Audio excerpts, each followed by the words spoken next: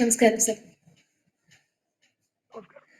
Sir, ആലപ്പുഴയിലെ പ്രമുഖ CPI നേതാവായിരുന്ന ബിപിൻ സി ബാബു BJP-യിൽ ചേർന്നു എന്ന വാർത്ത രാഷ്ട്രീയ കേരളം വലിയ പ്രാധാന്യത്തോടെ ചർച്ച ചെയ്യുന്നതാണ്.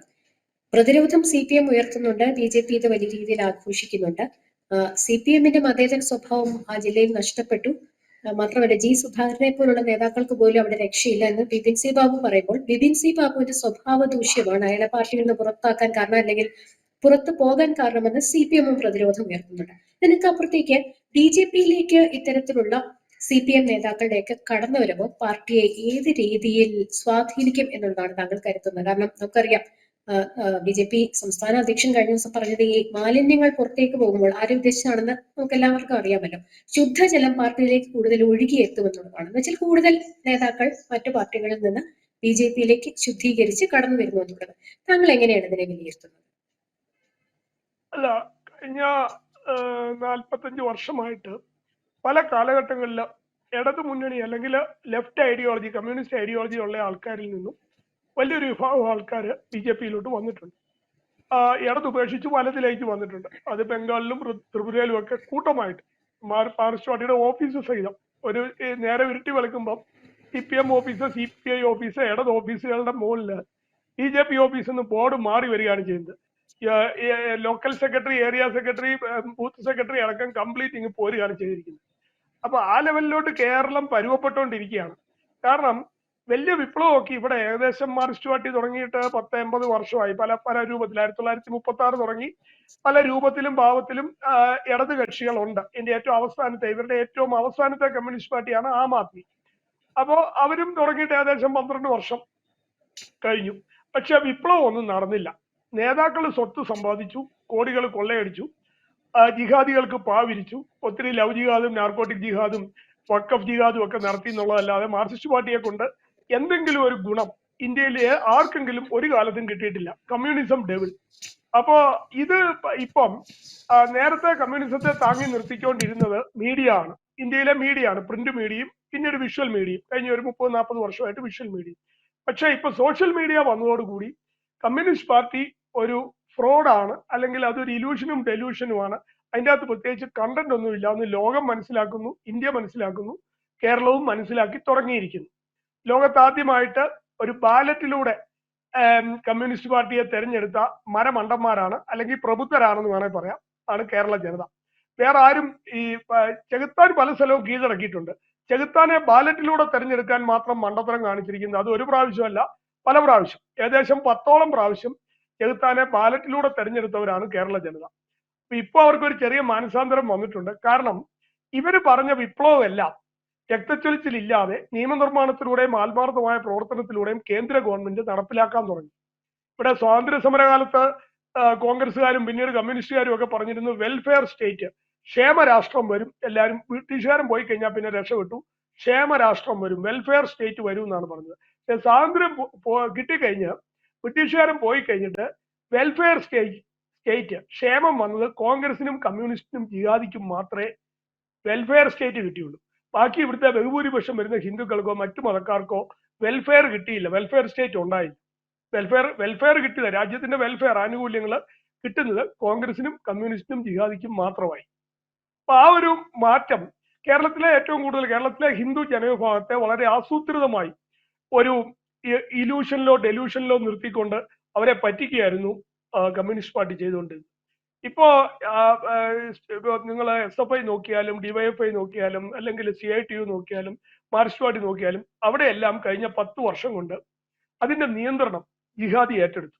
പച്ചവെളിച്ചം ഏറ്റെടുത്തു, പോരാളി ഷാജി, അങ്ങനെയൊക്കെയുള്ള ക്യാപ്സൂൾ ടീമുകൾ, PFI, SDPI ഇവരെല്ലാം കയറി അതിന്റെ നിയന്ത്രണം ഏറ്റെടുത്തു. ഭരണത്തിന്റെ നിയന്ത്രണവും പാർട്ടിയുടെ നിയന്ത്രണവും AKG സെന്ററിന്റെ നിയന്ത്രണവും എല്ലാം വക്കഫാക്കി.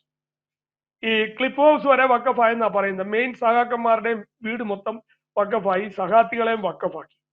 അപ്പോ അതിന് എതിരെ any action there will be an equal and opposite reaction, ന്യൂട്ടന്റെ 3rd ലോ. അതുപോലെ ഈ മാർക്സിസ്റ്റ് പാർട്ടി കാണിച്ചു കൂട്ടിയ അക്രമങ്ങൾക്കെതിരെയുള്ള ഒരു റിയാക്ഷൻ ഇപ്പൊ തുടങ്ങിയിരിക്കുകയാണ്. മാർക്സിസ്റ്റ് പാർട്ടിയിലെ ബഹുഭൂരിപക്ഷം വരുന്ന ഹൈന്ദവ ജനത, അടിസ്ഥാന ഹിന്ദു ജനത ഈ തട്ടിപ്പ് മനസ്സിലാക്കിയിരിക്കുന്നു. ഈ കഴിഞ്ഞ സ്വാതന്ത്ര്യം കിട്ടി ഈ 10-70-75 വർഷവും കേരളം ഉണ്ടായതിനു ശേഷമുള്ള 60 വർഷവും മാർക്സിസ്റ്റ് പാർട്ടി നടത്തിയ തട്ടിപ്പുകളിൽ ഹിന്ദു ജനതയും ഹിന്ദുത്വവും ഇല്ലാണ്ടായിരിക്കുന്നു, അടിമകളായിരിക്കുന്നു, അവരുടെ ജീവിതമാർഗം നഷ്ടപ്പെട്ടിരിക്കുന്നു. ഇപ്പൊ തീർച്ചയായിട്ടും അതിന് ബൂത്ത് ലെവലിലും മണ്ഡലം ലെവലിലും സംസ്ഥാന ലെവലിലും ഒക്കെ ആൾക്കാർ പയ്യെ പയ്യെ കാര്യങ്ങൾ പുറത്ത് പറയാൻ തുടങ്ങി. അതായത് BJP ഉണ്ടെങ്കിലേ രാജ്യത്തിനും ഹിന്ദുത്വത്തിനും നിലനിൽപ്പുള്ളൂ എന്നൊരു കാര്യം മനസ്സിലാക്കാൻ തുടങ്ങി. അതുകൊണ്ട് ആൾക്കാർ അടിസ്ഥാന ഹിന്ദു ജനത മാർക്സിസ്റ്റ് പാർട്ടിയിൽ നിന്നും BJPയിലേക്ക് വരികയാണ്. അത് ബംഗാളിലും ത്രിപുരയിലും നടന്നു കഴിഞ്ഞു. മറ്റ് സ്റ്റേറ്റുകളിൽ ഈവൻ തമിഴ്നാടാണെങ്കിലും കർണാടകമാണെങ്കിലും ആന്ധ്രയാണെങ്കിലും ചെറിയ തോതിലെങ്കിലും അവിടെ ഇവന്മാർ കുറച്ചേ ഉണ്ടായിരുന്നുള്ളൂ. ബീഹാറിലാണെങ്കിലും ഇവിടെയൊക്കെ കമ്മ്യൂണിസ്റ്റ് ഐഡിയോളജിയിൽ നിന്നും ആൾക്കാർ റൈറ്റ് വിങ് BJPയിലേക്ക് വരാൻ തുടങ്ങി. പിന്നെ ഇതിന് വേറൊരു സൈഡ് ഇഫക്റ്റും കൂടെ ഉണ്ട്. അത് കട്ട കമ്മികൾ, അതായത് ഒന്നുകിൽ നമ്മൾ തീട്ട കമ്മികൾ എന്ന് പറയും.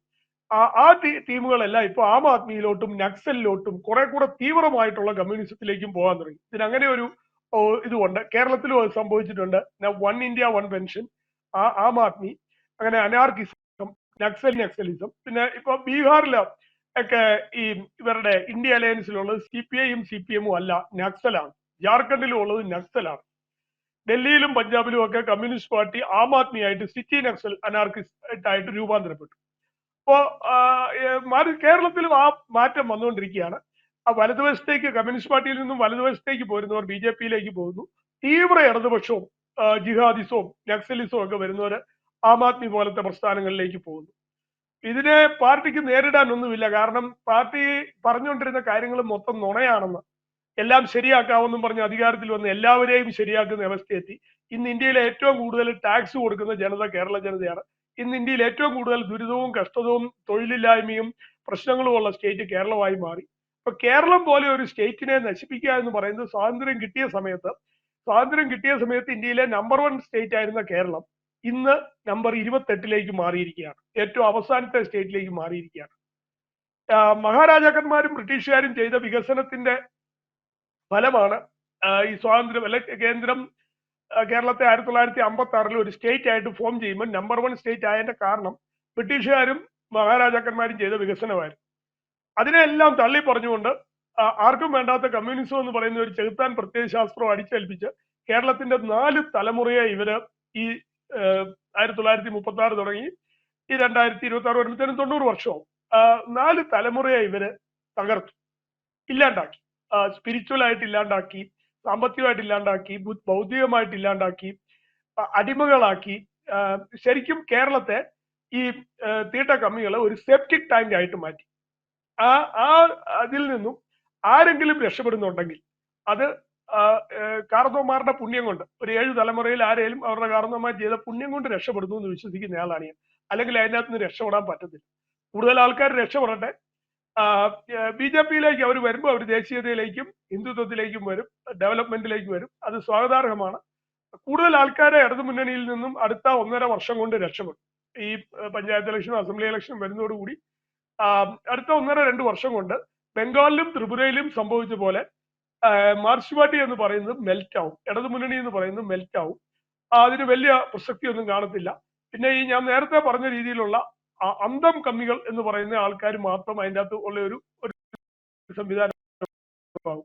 ഈ 70 വർഷം കട്ടും മോട്ടിച്ചും കൊള്ളയടിച്ചും ഉണ്ടാക്കിയ ഒരു വലിയ സമ്പത്ത് CPIക്കും CPMനും കേരളത്തിലുണ്ട്. ചാനലുണ്ട്, പത്രമുണ്ട്, ആശുപത്രിയുണ്ട്, കോളേജുണ്ട്, വിദേശ ഇൻവെസ്റ്റ്മെന്റുകളുണ്ട്, ജിഹാദികളുമായിട്ട് ചേർന്നുണ്ടാക്കുന്ന ബിസിനസ് ഉണ്ട്, സ്വർണം പൊട്ടിയിൽ കള്ളക്കടത്ത് സംഘങ്ങളുണ്ട്. അങ്ങനെ വലിയൊരു സമ്പത്ത് ഇവർ ഉണ്ടാക്കിയിട്ടുണ്ട്. ആ സമ്പത്ത് മുഴുവൻ ജിഹാദി വഖഫാക്കി ടേക്ക് ഓവർ ചെയ്യും. അതായത് കേരളത്തെ വിറ്റ് തുലച്ച് അവസാനം ഇത് ജിഹാദികളുടെ കയ്യിലേക്ക് മാർക്സിസ്റ്റ് പാർട്ടി ഏൽപ്പിച്ചു കൊടുക്കുന്ന സീനാണ് ഇതിന്റെ ക്ലൈമാക്സ്, ഈ സിനിമയുടെ ക്ലൈമാക്സ്. അപ്പൊ അത് തടയാൻ പറ്റുമോ ഇല്ലയോ എന്നുള്ളതാണ് ഇതിന്റെ അകത്തെ കോർ ക്വസ്റ്റ്യൻ. മാർക്സിസ്റ്റ് പാർട്ടിയിൽ ഇപ്പോഴുള്ള ഹിന്ദു നാമധാരികളുടെ പ്രശ്നം എന്താണെന്ന് ചോദിച്ചാൽ, ഒന്നുകിൽ ജിഹാദിയായിട്ട് പൂർണ്ണമായിട്ടും ജിഹാദിയാകുക, വഖഫാകുക. പെണ്ണുങ്ങളെയൊക്കെ മെജോറിറ്റി മാർക്സിസ്റ്റ് പാർട്ടിയുടെ നേതാക്കന്മാരും അണികളും ഒക്കെ വഖഫായി, അവരുടെ പെൺമക്കളെയും പെങ്ങന്മാരെയൊക്കെ ജിഹാദിക്ക് കെട്ടിച്ചു കൊടുത്ത് അവർ വഖഫായി കഴിഞ്ഞു. AKG സെന്ററിലൊക്കെ ഇപ്പം പ്രത്യേകം നിസ്കാര മുറിയും വലിയ വലിയ സംവിധാനങ്ങളെല്ലാം ഏർപ്പെടുത്തി ഏകദേശം ഒരു മോസ്ക് പോലെയാണ് മാർക്സിസ്റ്റ് പാർട്ടിയുടെ ഓഫീസും സ്ഥാപനങ്ങളും ഒക്കെ വർക്ക് ചെയ്യുന്നത്. ഒന്നുകിൽ അതിലേക്ക് നീങ്ങുക, അല്ലെങ്കിൽ ഒരു പ്രതിവിപ്ലവത്തിലൂടെ ഈ പാർട്ടിയെ വീണ്ടും തിരിച്ചു പിടിക്കുക എന്നുള്ളതാണ്.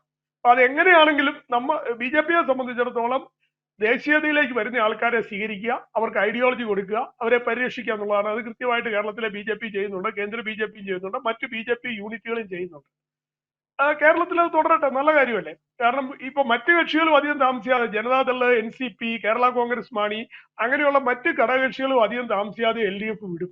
അതിന്റെ കാരണം ഈ പല കക്ഷികളെ അവിടെ കൊണ്ടുവന്നിരിക്കുന്നത് ഈ SDPI PFI ബന്ധത്തിന്റെ പേരിലാണ് പല ആൾക്കാരും LDF വന്ന് കയറിയത്.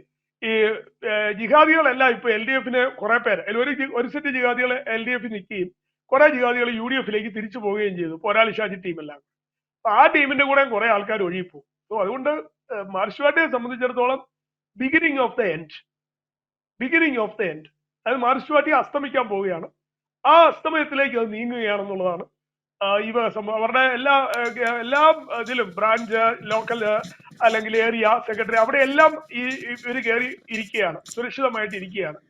PFI നിരോധിച്ചപ്പോൾ PFIക്കാർ വന്ന് കയറി ഇരിക്കുകയാണ്. അവരെ തള്ളി പുറത്താക്കാൻ പറ്റാതെ വരുമ്പോൾ അവിടെ ഇരിക്കുന്ന മറ്റുള്ളവർ പുറത്തോട്ട് പോകും. അതാണ് നമ്മുടെ ജട്ടിസുധ, കവി അവരൊക്കെ വരുമെന്നാ പറയുന്നത്. അറിയില്ല ഇനിയിപ്പോ ഇതൊക്കെ ഞങ്ങൾ ഇവരെ വിളിച്ചത് ഇതെല്ലാം തിരുത്തേണ്ടി വരുമോ എന്നുള്ളത് അറിയില്ല. ഇവരൊക്കെ തിരിച്ചിനി എപ്പോഴാണ് ഇങ്ങോട്ട് വരുന്നതെന്നുള്ളത്. അപ്പൊ ആർക്കൊക്കെയാണ് ഇങ്ങോട്ട് വരാനുള്ള ബോധം തെളിയുന്നത് എന്നുള്ളത് പറയാൻ പറ്റത്തില്ല. എന്താണേലും സെപ്റ്റിക് ടാങ്കിൽ നിന്നും കൂടുതൽ ആൾക്കാർ രക്ഷപ്പെടട്ടെ, കമ്മ്യൂണിസം എന്ന സെപ്റ്റിക് ടാങ്കിൽ നിന്നും കൂടുതൽ ആൾക്കാർ രക്ഷപ്പെടട്ടെ എന്ന് നമ്മൾ ആശംസിക്കുന്നു. കേരളം രക്ഷപ്പെടാൻ അത് മാത്രമേ വഴിയുള്ളൂ. അതായത് communist free Kerala, Congress free India, അതാണ് BJPയുടെ മുദ്രാവാക്യം. Communist free Kerala, Congress free India. അപ്പൊ അതിലേക്കാണ് കാര്യങ്ങൾ അടുക്കുന്നത്. അങ്ങനെ തന്നെ പറഞ്ഞേ. കൂടുതൽ വാർത്തകളും വിശേഷങ്ങളും നിങ്ങളിലേക്ക് എത്താൻ ABC മലയാളം സബ്സ്ക്രൈബ് ചെയ്യുക, ബെൽ ബട്ടണും അമർത്തുക.